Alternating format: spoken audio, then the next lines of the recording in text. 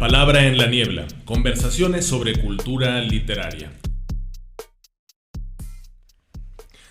La palabra en la niebla. Conversaciones sobre cultura literaria. Esta mañana estamos con Ana Lucía Ramírez, que es dramaturga. Bienvenida al programa, Ana Lucía, ¿cómo estás? Muy bien, muchas gracias por la invitación.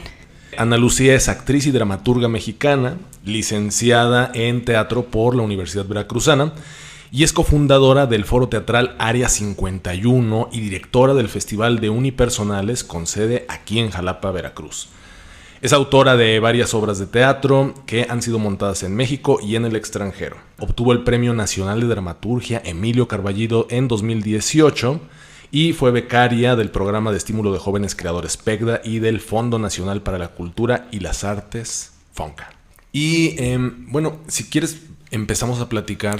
Sí, bueno, ahí sí me gustaría aclarar algo, porque siempre en internet me ponen que gané el Emilio Carballido y gané el Víctor Hugo Rascón Banda. Sí, entonces un poco también para aclarar eso. Ajá. Entonces es el premio Víctor Hugo Rascón Banda que lo otorga el Instituto de Nuevo León. De Nuevo León. Sí, con arte. Vamos a platicar un poco de tus inicios como dramaturga, que nos platiques cómo conociste esa beta creativa que tenías, cómo iniciaste tus proyectos de dramaturgia, si fue en la carrera de actuación, si hay algo antes, en la adolescencia, en la infancia, que tú digas, ahí está el germen de que yo quería ser dramaturga. Y luego cómo fue creciendo esa semilla y floreció, digamos. Platícanos un poco cómo fueron tus inicios. Sí, pues ahora que lo mencionas, fíjate que no lo había pensado como cuando era niña, pero creo que desde muy pequeña siempre tuve una capacidad de observar muy grande y era muy introspectiva y solitaria. Entonces había un mundo en mi cabeza donde me gustaba crear o imaginar historias que solo compartía para mí, ¿no? Para mi recreación personal y que no llevaba al papel hasta la secundaria, que empecé a escribir poemas y pequeños cuentos. Concursé en algunas cosas y tuve la fortuna de ganar concursos escolares, pero nunca lo pensé como una carrera. Desde muy chiquita yo quería ser actriz. Entonces creo que también la imaginación y la ficción estaban insertas en mí, ¿no? En mi ADN. Y ya posteriormente pues entré a la Facultad de Teatro de la Universidad Veracruzana y egreso como con el perfil de actuación. Y ya es una vez egresada que estoy en un grupo de teatro, que es la compañía con la que comparto actualmente el Área 51, y no teníamos una persona que nos escribiera un texto para un montaje. Dijimos, bueno, hay que tomar clases, ¿no? Para nosotras poder hacer nuestra propia dramaturgia.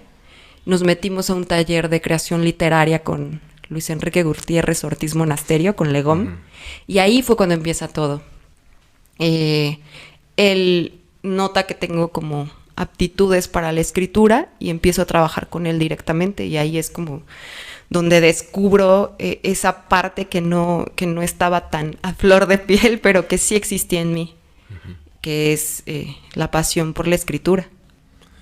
Y entiendo que hay un premio compartido con Legom, ¿no? Sí, es justo el Víctor Hugo Rascón Banda con El origen de las especies. El origen de las especies. Sí. ¿Cómo es escribir a cuatro manos? ¿Qué complicaciones tiene? ¿Qué virtudes? ¿Qué dices no lo volvería a hacer? ¿O sí? ¿De qué se trata ese ejercicio creativo? Sí, mira que he escrito 3 textos en coautoría y 4, contando otro que escribí con Luis Enrique, y todos tienen una forma diferente de adaptarse, ¿no? Por ejemplo, en El origen de las especies, lo que hicimos fue escaletar, hacer una escaleta. Es una novela escénica, entonces tiene muchísimos personajes y muchísimas líneas. Y lo que hicimos fue dividirnos personajes. Entonces yo creé la línea de un personaje que se llama La Manca y de Ulito y Lerita. y él generó otras que estaban ahí. Entonces lo que hicimos después de que cada quien generó sus escenas, o sea, ya estaba la escaleta, ya estaba la estructura, ya había un tronco, sabíamos dónde insertar cada una de las escenas y luego fue pulir, ¿no? Nada más para que pudiera cuadrar. Pero se veían de manera presencial, se mandaban correos electrónicos, discutían, leían en voz alta. Sí, pues el trabajo era en soledad. Ajá. De cada una de nuestras escenas, ¿no? Uh-huh. Ya después hacíamos unas reuniones donde leíamos el material o nos lo mandábamos por correo y después presencialmente lo discutíamos. Uh-huh. También hubo lecturas con personas. A él le gustaba mucho compartir sus textos con personas del medio, ¿no? Actores, y a veces no actores, sino uh-huh. directores o dramaturgos también, pero leíamos en conjunto un poco también para escuchar cómo era la voz de los personajes. De pronto es complicado cuando lo haces en tu cabeza, ¿no? Que solo estás escuchando la voz del personaje en tu cabeza y ya cuando sale notas ciertas fallas o dices, claro, le falta esta palabra. Sí. ¿Y cuál fue la primera obra de teatro que escribiste y que viste en escena? Pues El origen de las especies. ¿Y cómo fue ese proceso de ver la obra en texto, en papel, y después que se trasladara al escenario?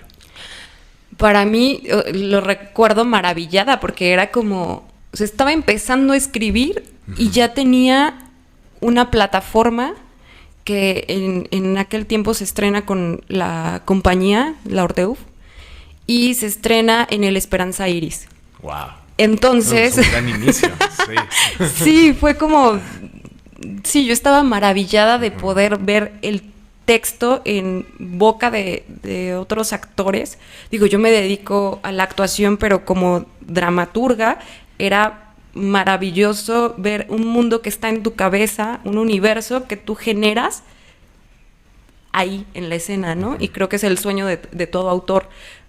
Dramaturgo, ver tus textos puestos, porque la verdad es que en la actualidad es muy complejo que monten tus textos, sobre todo por todo el proceso de producción, porque implica dinero, implica tiempo, implica muchos recursos que se salen de nuestras manos como dramaturgas. Uh-huh. Y después tengo entendido que asististe a una maestría en creación literaria en España con Juan Mayorga. Uh-huh, sí. ¿Eso fue después? Sí, eso fue después. Uh-huh. O sea, a partir de que empiezo a escribir ya no paro.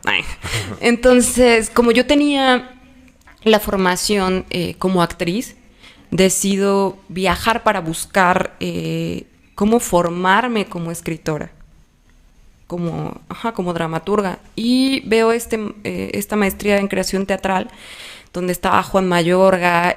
Tuve profesores que para mí eran referentes a nivel de escritura, como Marco Antonio de la Parra, Sanchi Sinisterra,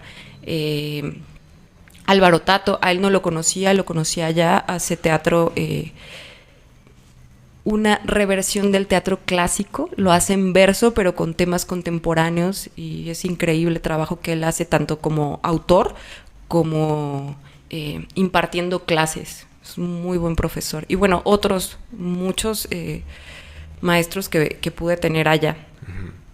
¿Y cómo fue tu formación en esta maestría? ¿Cuánto tiempo duró? ¿Fue difícil? ¿Fue arduo? ¿O más bien fue como justo estabas en el sitio donde querías estar?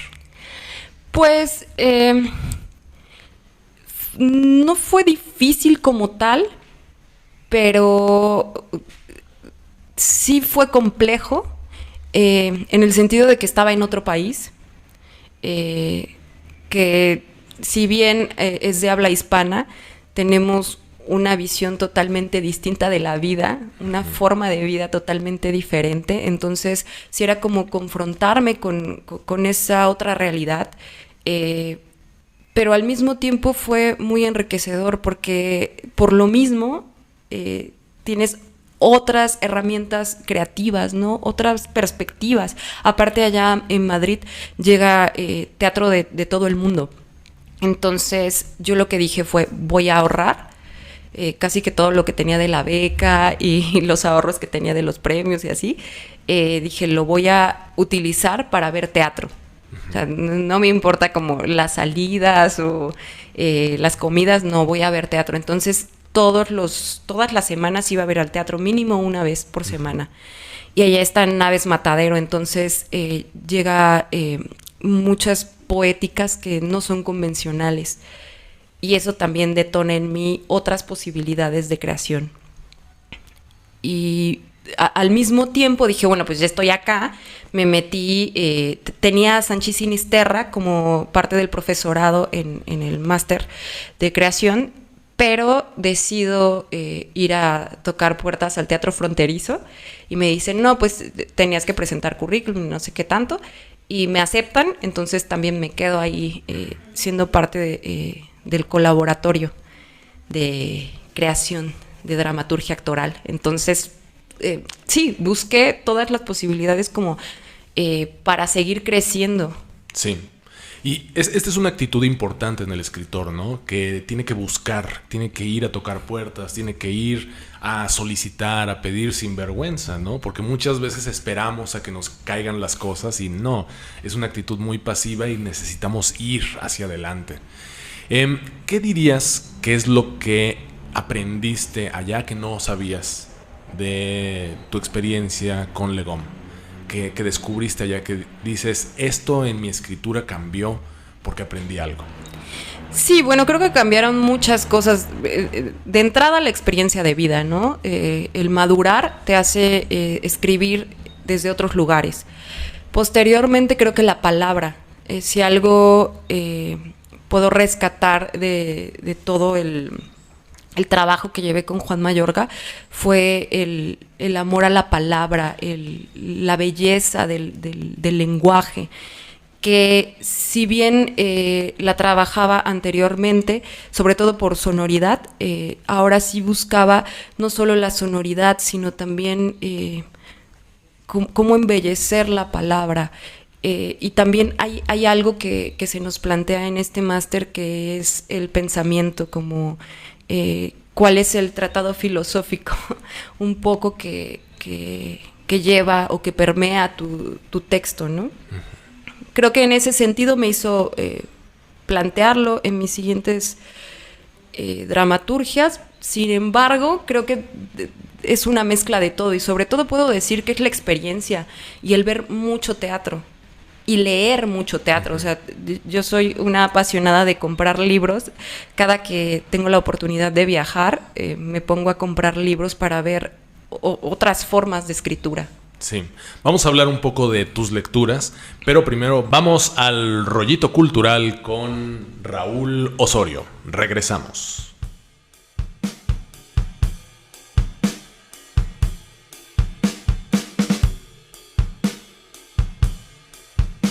Muchos quisieran ser Bolaño. ¿Quién no ha intentado ser transgresor, disidente, contestatario, saboteador, subversivo? ¿Cuántos intelectuales, eruditos y escritores no han soñado con recorrer el mundo, ser militantes de alguna causa cualquiera, entregar la existencia a algún disparate para sentirse vivos? No sé si alguno de ustedes, escritores de libros hermosos jamás leídos, han sentido el ímpetu misterioso de cerrar el libro y salir corriendo a vivir la poesía cursi, la maldita, la sapiencial poesía de los días grises. ¿Quién, en algún momento de su existencia, no ha vivido en el exilio, escribiendo numerosas y abundantes ficciones que colindan con una tramposa autobiografía? En resumidas cuentas, ¿quién no ha querido o ha sido otro? ¿Quién no ha escrito largas parrafadas intentando buscarse en ellas, perderse en ellas y ser a través de ellas? El fantasma de Roberto Bolaño empezó a crecer desmesuradamente a raíz de una lenta, prematura y anunciada muerte en junio del 2003. A partir de entonces, las reediciones, la publicación de textos inéditos y el reiterado anuncio de hallazgos brillantes en el archivo del escritor no han cesado. Algunos estudiosos del caso Bolaño declararon la existencia de una bolañomanía o una bolañitis aguda propagada principalmente desde las universidades norteamericanas y desde la editorial Anagrama, a quien acusaron en su momento de haberse enamorado perdidamente de las ganancias que siguen generando los detectives salvajes y 2666. Sin embargo, desde 1998, con el otorgamiento del premio Ralde y al año siguiente de la asignación del Rómulo Gallegos, Roberto Bolaño ya era un escritor importante, influyente, revolucionario. A ciencia cierta, no ha quedado muy claro el verdadero significado de la bolañomanía. ¿Acaso su obra valía más oculta, al alcance de unos cuantos lectores hartos del llamado boom latinoamericano? ¿O es el hecho de su estallido comercial lo que ha devaluado o engrandecido, según algunos, el valor de su obra? Todos los años aparece un libro o varios sobre Bolaño. Las revistas dedican páginas o números completos a la opinión acrítica y al anecdotario. Esto último no quiere decir que haya sido dicho todo al respecto, no aún ni próximamente. Bolaño es un escritor de una vitalidad sorprendente. Es un escritor que reiteradamente interpela al lector y a los mismos escritores, formulando una incesante pregunta que incita a la polémica y también a la apatía. ¿Cuál es el papel de la literatura y el sentido de escribirla? Aunado a esto, más interrogantes, casi todas mordaces críticas a la institución literaria, a la institución política, a la institución nacional, etc. Dicho todo lo anterior, ¿quién no quisiera ser como Bolaño y seguir vivo entre todos los muertos?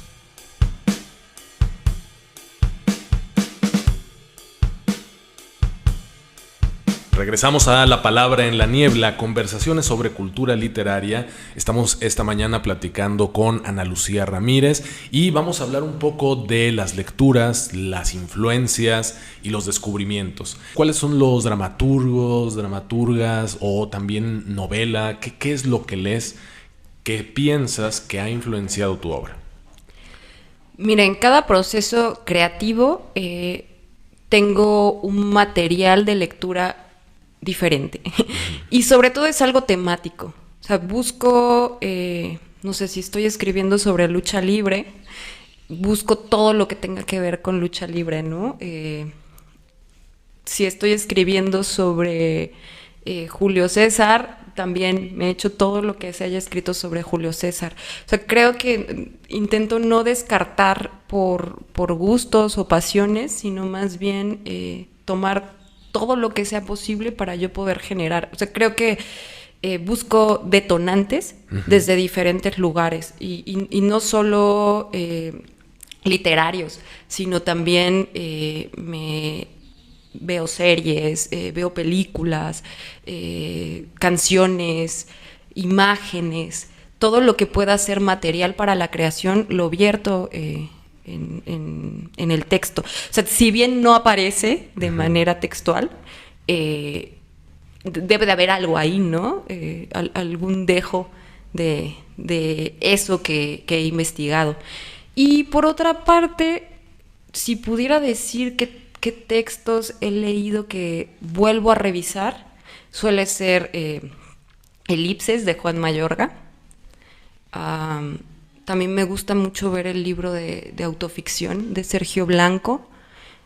Lola Arias tiene otro que no recuerdo cómo se titula, pero tiene 2 obras. También el prólogo está muy padre. Y sí, como que trato de investigar, pero sobre todo lo hago, ¿sabes? Cuando voy a dar clases. Creo que investigo mucho más cuando voy a dar clases. Te podría decir cuáles son los libros que releo, que tener un libro de cajón para la escritura. Sí, no solo hacerlo, más bien. Sí. Y digamos autores clásicos, Shakespeare, Chekhov, Ibsen, ese tipo de corrientes, más que pensamos en la dramaturgia mundial y siempre recurrimos como a ese tipo de autores. Pues digamos que sí he releído varias veces a Shakespeare, sobre todo porque a los inicios de mi escritura tengo varios momentos donde he coqueteado ahí con Shakespeare, ¿no?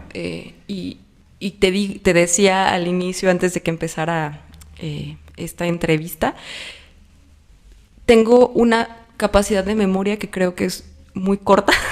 Entonces, tengo que volver a releer todo lo que ya leí. Y eso me provoca que cada vez vaya haciéndome de diferentes elementos, que aunque ya los haya transitado, digo, ya leí a Shakespeare, pero ahora encuentro otro detalle en él, ¿no? Que no había visto antes. Sí, el valor de la relectura, que Sí, el siempre valor es de la diferente relectura. cuando vamos creciendo. Justo. Iba a preguntarte sobre los temas. Hablabas ahora de que trabajas mucho con temas de tu interés y que a partir de eso buscas las lecturas. ¿Cuáles son, digamos, los temas que más te han interesado últimamente en tus obras posteriores? ¿De qué va tu dramaturgia? Si decimos, la dramaturgia de Ana Lucía Ramírez va de... Pues actualmente la dramaturgia de Ana Lucía Ramírez va sobre el yo. Creo que es lo que he venido trabajando de unos años para acá, unos 4 o 5 años, donde me interesa sobre todo la memoria, la herencia, el legado, como todo lo que tiene que ver con la historia de vida, que al final de cuentas no solo habla de mí como individuo, sino también de un colectivo, habla de una ciudad, habla de una generación. Creo que últimamente me apasiona mucho poder contarme a través de mi escritura. Estamos hablando aquí de estas estrategias de escritura que tienen que ver con la autoficción, la autobiografía. ¿Cómo es eso? Sí, efectivamente. Hago como una mezcla. No podría definir, solo hago autoficción, solo hago biodrama. Por eso la defino, o prefiero definirla como dramaturgias del yo, porque me pongo a mí en el centro, digamos, de la escritura, y no como un acto ególatra que podría parecer. Mucha gente tiende a desechar o apartar este tipo de escritura porque la consideran como una cosa de regodearte, ¿no? En ti mismo o en tus heridas. Sin embargo, yo creo que abre una posibilidad de espejearte con el otro, ¿no? Todos creemos que nuestras vidas son particulares, individuales y auténticas, ¿no? Y de pronto te das cuenta que no es cierto, que todos estamos atravesados por las mismas cosas, el Eros y el Tánatos, ¿no? Todos hemos amado y a todos se nos ha muerto alguien o se nos va a morir o algo ha muerto en nosotros. Entonces, hemos sido atravesados por circunstancias de vida que en general están en la humanidad entera. Y yo lo noto al momento de ver las representaciones que tienen este tipo de escrituras, cómo la gente se puede ver en ellas, ¿no? Y cómo también conectas con el espectador. Sí. Hablabas del Eros, Tánatos, de la ciudad, de la memoria. ¿Qué otros temas crees que son actuales? Porque esos son los que te interesan ahora, que puedes observar en la sociedad, en la ciudad, en tu familia, en ti misma. ¿Qué otras cosas aparecen de pronto ahora en el siglo XXI y que antes no se tocaban tanto, por ejemplo? Sí, creo que también otro de los temas que me interesan es cómo nos hemos aislado. Somos tan individualistas que la tecnología, los medios han provocado que nos sea muy difícil estar frente a alguien y escucharnos, vernos, sentirnos, tocarnos. Y puede suceder, ¿no? El tacto, la vista y la escucha, pero realmente escuchar, vernos y tocarnos, creo que en la actualidad es muy difícil, y los medios de comunicación, la pantalla, y puede sonar curioso, ¿no? Que haga dramaturgias del yo, poniéndome como centro, poniendo al individuo como centro, y bueno, no solo a mí, también he trabajado con biografías de otras personas, ¿no? Sin embargo, creo que también es una especie de invocación para conectar con otras personas, ¿no? Para darnos cuenta que es necesario el convivio, regresar al convivio, al encuentro, que se está perdiendo mucho, ¿no? Sobre todo el celular creo que nos está desconectando. Y esta búsqueda o esta lucha por estar presentes, por ser vista, ¿no? Eres es igual a tienes más haces. Entonces, ¿quién eres? ¿Eres eso que muestras? ¿Eres eso que ves en las redes? ¿Eres lo que produces? Y creo que esa es otra de las preguntas que me hago constantemente en los últimos textos, es ¿quién soy? ¿Quién soy en este mundo tan cambiante después de la pandemia también, que es otro factor que ha aislado mucho a las personas? Vi 2 obras tuyas recientemente. Una fue en una comunidad a las afueras de Jalapa y era una obra de teatro que consistía en un paseo. ¿Cómo se interactúa con las comunidades para generar un texto dramatúrgico, literatura a partir de esas experiencias? ¿O no es el interés, no está el foco ahí? Pues siempre hago un proceso de investigación en cualquiera de los textos que genero.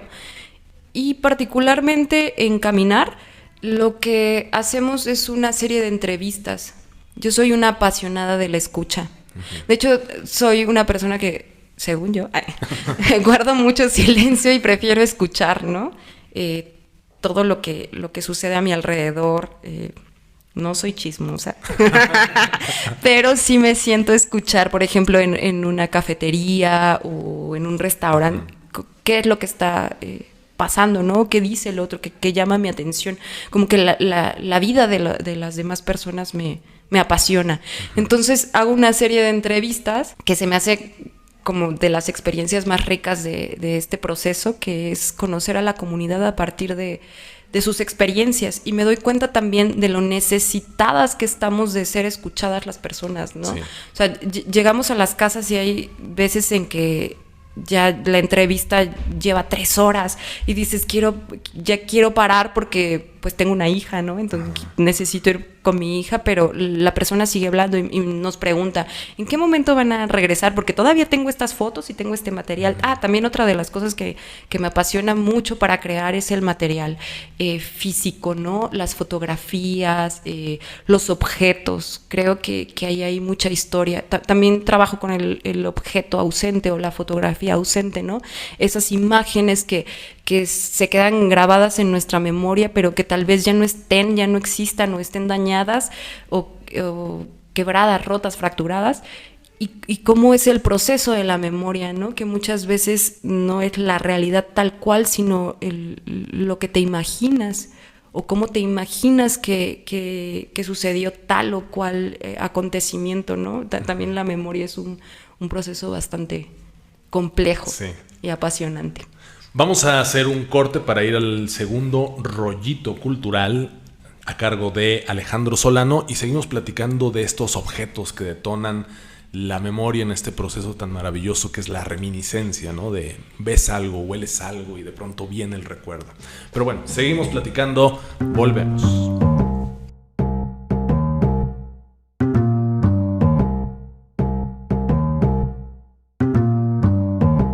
Qué curiosos son los poemarios. Se aparecen sin que nadie los busque, como un fantasma que pena aún en nuestro plano, a contracorriente de la propia industria editorial, sometida al oxígeno económico del bestseller y de las miles de novelas que se publican cada año. Sacar un poemario a la luz, en este contexto, parece una apuesta insensata, un gesto a contracorriente, un capricho de rebeldía juvenil, la condena de las letras a la bodega, a la humedad, a la pudrición. La publicación de poesía hoy en día es un acto revolucionario, mucho más si se trata de un poemario de formas tradicionales. Pero por ahí están esos libros, buscando algún lector incauto que los tome, los lea y se enamore. Conocí uno de esos libros en una pequeña presentación realizada en el Centro Recreativo Jalapeño. Elisena Menes viajó desde la ciudad de Toluca para traernos Patología rusticante, del poeta mexiquense Omar Menes Espinosa, publicado por la editorial independiente La Maga y El Cíclope. Este poeta, médico y promotor cultural, juntó un total de 31 sonetos en este hermoso volumen post-mortem. Así es, sonetos, tradicionalísimos, con sus 14 versos bien medidos en endecasílabos musicales de 2 o 3 golpes de voz, con su rima consonante casi siempre, con su hipérbaton, es decir, los cambios en la sintaxis para que ningún verso se descuadre en la estructura. Sonetos, tradicionales sonetos. El tema de los poemas en general es la enfermedad. El libro está organizado como un catálogo, en estricto orden alfabético, de enfermedades que van desde el alcoholismo, pasando por la calvicie, la gonorrea, la impotencia sexual, el SIDA, el tabaquismo, y termina, rompiendo su propia organización, con el poema titulado Muerto, sin duda el más reflexivo de toda la colección. Sin embargo, esto no debe engañarnos, pues no hay nada más mundano y terrenal que la propia enfermedad o que la propia muerte. De ahí el tono de estos poemas que nos recuerdan las sátiras quevedianas o los sonetos burlescos de Salvador Novo. El poeta, con el conocimiento médico, él mismo padeciendo una enfermedad terminal, decide burlarse de los achaques del cuerpo, decide mostrar la cara alegre y relativa de quien entiende que la vida es una constante y absurda ida hacia el dolor, físico y anímico, pero que esto no es motivo para abalanzarse a la tragedia, porque el sufrimiento nos recuerda que estamos vivos, que somos un cuerpo en el mundo y que esa vida no es más que fugacidad. Por lo tanto, el futuro deja de ser una preocupación constante y el pasado no es más que una catarata que nubla la vista. Solo tenemos el presente, la vida que se vive, como lo dice en el poema titulado Calvicie. Donde ayer hubo pelos a raudales, donde un peine jamás hizo camino, donde entró más de un dedo femenino a surcar apretados pastizales. 40 años después los matorrales, que de pelos bordara mi destino, se perdieron por orden del divino. Calvo soy, de frontal a parietales. Me gasté una fortuna a lo pendejo, en lociones que untaba en la chiluca, y escuché los anuncios y el consejo de una bruja pelona, horrible y ruca. Hoy por hoy, menos necio por más viejo, me resigno a cubrirme con peluca.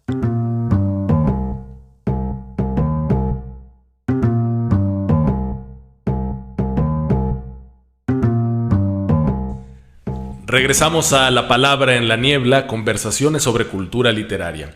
Estábamos platicando de esta obra extraña, digamos, porque no sigue las convenciones del teatro y sin embargo es una obra de teatro, ¿no? Caminar. Platícanos de este proceso, ya nos contaste que primero fuiste a la comunidad, hiciste entrevistas y luego, ¿cómo llegaron a este dispositivo? Sí, pues es un recorrido escénico, lo generó con Pere Mas, con nuestra compañía que es No Crecerán las Lechugas, y él tenía la intención desde hace tiempo de escribir un texto que tuviera relación con el hecho de caminar, porque hay un personaje que es de Mallorca, que es de donde él es, y que llega a Ciudad de México y de ahí emprende desde Veracruz una caminata hasta llegar a la Ciudad de México, ¿no? En la Nueva España. Josecito Serra. Entonces, que es un santo. Y él hacía esta conexión un poco también por su pasión y cómo llega a México y cómo el choque cultural. Y a él le interesaba un texto convencional, pero poco a poco fuimos llegando a hacer un recorrido escénico que no tiene ya absolutamente nada que ver con este personaje. Sin embargo, se queda la semilla, ¿no? Que es el caminar. Y lo que nos interesa en esta caminata, sobre todo, es que la gente tenga ese espacio de reflexión, de conectar con la tierra, con su territorio, con esos sitios que ya no se caminan o que seguimos caminando, ¿no? Con la memoria de quienes han transitado por ahí, y el caminar no solo como un acto o una acción de avanzar, ¿no? Sino también este espacio metafórico que también simboliza la vida, ¿no? La vida misma, dónde estamos parados en este momento, hacia dónde se está avanzando o si voy retrocediendo. Hay un texto que está en Caminar, que hicimos en Caminar Santañí, que es Caminar de Penrera, que es caminar hacia atrás, ¿no? Que también es muy bella la metáfora del ir hacia atrás y se sigue avanzando, ¿no? También retroceder es avanzar en cierto sentido. Entonces, generamos el texto, o lo genero a partir de las entrevistas que hacemos, de un recorrido que trazamos y los puntos que creemos que son interesantes o que tienen una posibilidad para ser narrados dentro de esa caminata. Y finalmente llegamos al convivio, al encuentro, de esta reflexión o esta caminata que pretende ser introspectiva, un momento para pensarte, ahora sí compartirlo con la comunidad. Si pensamos esta obra de teatro en dramaturgia, ¿cómo se podría trasladar toda esta experiencia tan viva a un texto literario que va a estar en un libro, por ejemplo? Porque a veces pensamos, el texto literario existe primero y luego se convierte en puesta en escena, pero creo que en este caso primero es la puesta en escena y después habría que hacer un esfuerzo para poder traducir todo eso a literatura. Sí, pues ya lo tengo, fíjate. ¿Sí? Sí, te digo que soy una apasionada de las convocatorias, entonces en las convocatorias te piden un texto escrito y ya lo tengo en papel. Un poco a partir de acotaciones se va generando esta escritura de cómo se lleva a cabo, aunque es una obra que cambia o se modifica, que también eso está aclarado en el texto. Es una obra que se va modificando de acuerdo al lugar donde se representa, porque cada caminar y cada caminante pues es un trazo distinto, ¿no? Sí. Y cada ciudad, cada universo y cada tiempo. Es muy curioso, ¿no? Porque también el tiempo va a modificar el espacio de esta caminata. Sí. Bueno, hablemos ahora de esta otra obra que me llama mucho la atención, el dispositivo, y porque aparece tu crédito como dramaturga, que es la de Pantone, y que también tiene una forma muy extraña de representarse, que no recuerdo ahora el nombre de esta técnica, pero platícanos de tu experiencia como dramaturga y después cómo eso se lleva a la puesta en escena con este dispositivo extrañísimo. Sí, bueno, es teatro verbatim. Justo cuando estoy allá en España me preguntabas de las cosas que fui aprendiendo, con las que me quedo, fue el teatro verbatim. Allá tuve una compañera que se llama Martina Novakova, con la que tuve la oportunidad de crear. Ella ahorita está haciendo otra maestría en Nueva York sobre teatro comunitario y nuevos lenguajes. Y con ella empiezo a generar un proyecto que se llamaba Panopticum, que también era de teatro verbatim. Y ahí estaba como actriz, pero me adentro un poco en el mecanismo de creación. El teatro verbatim es una técnica que se utiliza, que es teatro documental. Es un poco para tomar fragmentos de material textual, dicho en audio grabado, que se utilicen en los inicios para tratar de reproducir palabra por palabra lo que alguien dice, sobre todo en los juicios, ¿no? Si yo quiero hacer una obra sobre algún juicio, tomo el material de que se haya dicho en ese juicio y lo inserto en mi obra de teatro, ¿no? Obviamente ese material está cortado, está editado, pero las palabras que están dichas ahí sí han sido emitidas por la persona. Entonces es teatro documental. Y posteriormente empezamos un proceso de creación con Mario Espinosa, que es un director de Ciudad de México que había trabajado Verde Cruz, que es un proyecto de teatro verbatim que trata acerca del lepra y de una comunidad en Ecuador, si no mal recuerdo. Y él nos propone hacer un proyecto de teatro verbatim con Área 51. En un inicio, como todo esto se hizo antes de pandemia, o se intentó hacer antes de pandemia, no teníamos un tema concreto, pensábamos en la violencia, sobre todo Veracruz, ¿no? Tratándose de Veracruz e intentando hacerlo acá. Pero posteriormente llega la pandemia y decimos, no, hay que hablar de pandemia. Y ya, después de la pandemia dijimos, no, ya esto ya pasó. ¿De qué hablamos? Y un día llega Mario Espinosa y dice, ¿y por qué no de racismo? El racismo es un tema en México poco tratado. Si bien hablamos de clasismo, poco se dice que México es un país racista, cuando evidentemente somos un país racista. Y así es como surge Pantone, el color que nos define. Hicimos un proceso de entrevistas. Entrevistamos a muchísimas personas, son aproximadamente 60 horas de entrevistas, de audios, de material. También se buscó material en las redes, porque había, pues hay mucho material que es de acceso, de libre acceso, con el que también pudimos trabajar. Y otro que busqué ya cuando ya estaba como trazada toda la estructura y me daba cuenta que faltaban ciertos elementos y ya fui a por ellos, ¿no? Pero básicamente fue el material con el que ya habíamos recaudado, que fue de entrevistas. Y me preguntabas cómo se hace la estructura de esto.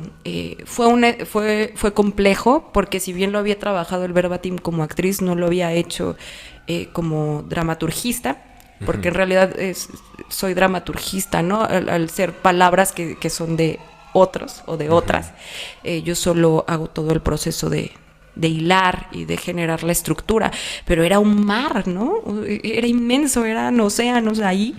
Y sí fue quebrarme un poco la cabeza también con Mario.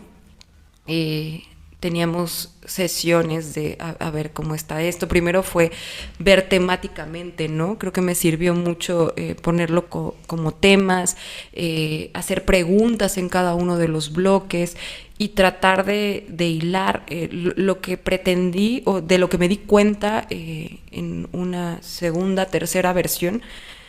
Fue, claro, necesito que dialoguen los materiales para que no se sientan aislados, ¿no? Que de pronto sí pueda haber diálogos, aunque no de forma literal, que sí puedan estar conviviendo o se puedan estar retroalimentando dos voces distintas.